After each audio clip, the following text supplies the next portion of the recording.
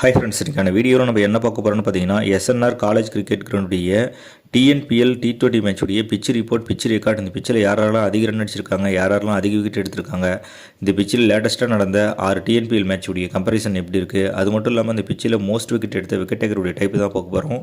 வாங்க வீடியோக்குள்ளே போகலாம். ஃபஸ்ட்டு இந்த ஸ்டேடியத்துடைய டிஎன்பிஎல் ரெக்கார்டு எப்படி இருக்குது அப்படின்னு டீட்டெயில் பார்த்துலாம். இந்த பிச்சில் மொத்தமாக 16 T20 மேட்ச் நடந்திருக்கு. அதில் ஃபஸ்ட்டு பேட்டிங் எடுத்த டீம் 5 மேட்ச் வின் பண்ணியிருக்காங்க. செகண்ட் பேட்டிங் எடுத்த டீம் 10 மேட்ச் வின் பண்ணியிருக்காங்க.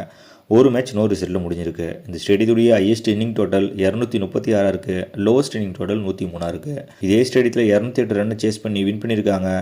வெறும் 135 ரன் சேஸ் பண்ண முடியாமல் மேட்சை லாஸ் பண்ணியிருக்காங்க. இந்த ஸ்டேடியத்துடைய ஆவரேஜ் ஃபஸ்ட் இன்னிங் ஸ்கோர் 157 இருக்குது. ஆவரேஜ் செகண்ட் இன்னிங் ஸ்கோர் 134 இருக்குது. அடுத்து கோயம்புத்தூர் கிரிக்கெட் கிரவுண்டுடைய T20 மேட்ச் பிச் ரிப்போர்ட் எப்படி இருக்குது அப்படின்னு டீட்டெயில் பார்த்துலாம். இந்த பிச்சு வந்து பார்த்திங்கன்னா பேட்ஸ்மேனுக்கு தான் சாதகமாக இருக்கும் அப்படின்ற மாதிரி சொல்லியிருக்காங்க. அதாவது பேட்டிங் ஃப்ரெண்ட்லி ஸ்டேடியம் அப்படின்ற மாதிரி சொல்லியிருக்காங்க. இந்த ஸ்டேடியத்தில் செகண்ட் பேட்டிங் எடுத்த டீம் தான் அதிக மேட்ச் வின் பண்ணியிருக்காங்க. அதனால் இந்த ஸ்டேடியத்தில் toss win but captain maybe chase பண்ணுறதுக்கு அதிக வாய்ப்பு இருக்குது. அதே போல் இந்த ஸ்டேடியம் வந்து பார்த்திங்கன்னா ஸ்பின் பவுலர், ஸ்பீட் பவுலர் இவங்க 2 பேருக்குமே ஈவனாக தான் சப்போர்ட் பண்ணும் அப்படின்ற மாதிரி சொல்லியிருக்காங்க. அடுத்து இந்த ஸ்டேடியத்தில் லேட்டஸ்ட்டாக நடந்த 6 டிஎன்பிஎல் மேட்சுடைய கம்பேரிசன் எப்படி இருக்குது அப்படின்ட்டு பார்த்துடலாம். மொத்தமாக 6 மேட்ச்சில் ஃபஸ்ட்டு பேட்டிங் எடுத்த டீம் 2 மேட்ச் வின் பண்ணியிருக்காங்க.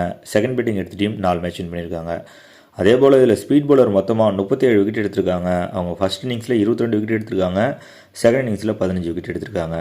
அடுத்து ஸ்பின் பவுலர் மொத்தமாக 34 விக்கெட் எடுத்திருக்காங்க. அவங்க ஃபஸ்ட் இன்னிங்ஸில் 15 விக்கெட் எடுத்திருக்காங்க. செகண்ட் இன்னிங்ஸில் 19 விக்கெட் எடுத்திருக்காங்க. இந்த லேட்டஸ்ட்டாக நடந்த 6 டிஎன்பிஎல் மேட்ச் நம்ம கம்பேர் பண்ணி பார்க்கும்போது இதில் சேஸ் பண்ணுற டீம் அதிக மேட்ச் வின் பண்ணியிருக்காங்க. அதே போல் ஸ்பீட் பவுலர், ஸ்பின் பவுலர் இவங்க 2 பேருமே சமமாக தான் விக்கெட் எடுத்திருக்காங்க. அதனால் நீங்கள் டீம் செலக்ட் பண்ணும்போது ஸ்பீட் பவுலர், ஸ்பின் பவுலர் யார் நல்லா ஃபார்மில் இருக்காங்களோ அவங்கள செலக்ட் பண்ணி வச்சுக்கோங்க. அடுத்து இந்த பிச்சில் மோஸ்ட் விக்கெட் எடுத்த விக்கெட் டேக்கருடைய டைப் பார்த்துலாம். ஃபஸ்ட்டு லெஃப்ட் ஹேண்ட் பவுலர் மொத்தமாக 41 விக்கெட் எடுத்திருக்காங்க. அவங்க ஃபஸ்ட் இன்னிங்ஸில் 26 விக்கெட் எடுத்திருக்காங்க. செகண்ட் இன்னிங்ஸில் 15 விக்கெட் எடுத்திருக்காங்க. அதில் ஸ்பீட் பவுலர் மொத்தமாக 12 விக்கெட் எடுத்திருக்காங்க. அவங்க ஃபஸ்ட் இன்னிங்ஸில் 7 விக்கெட் எடுத்திருக்காங்க. செகண்ட் இன்னிங்ஸில் 5 விக்கெட் எடுத்திருக்காங்க. அடுத்து ஸ்பின் பவுலர் மொத்தமாக 29 விக்கெட் எடுத்திருக்காங்க. அவங்க ஃபஸ்ட் இன்னிங்ஸில் 19 விக்கெட் எடுத்திருக்காங்க. செகண்ட் இன்னிங்ஸில் 10 விக்கெட் எடுத்திருக்காங்க.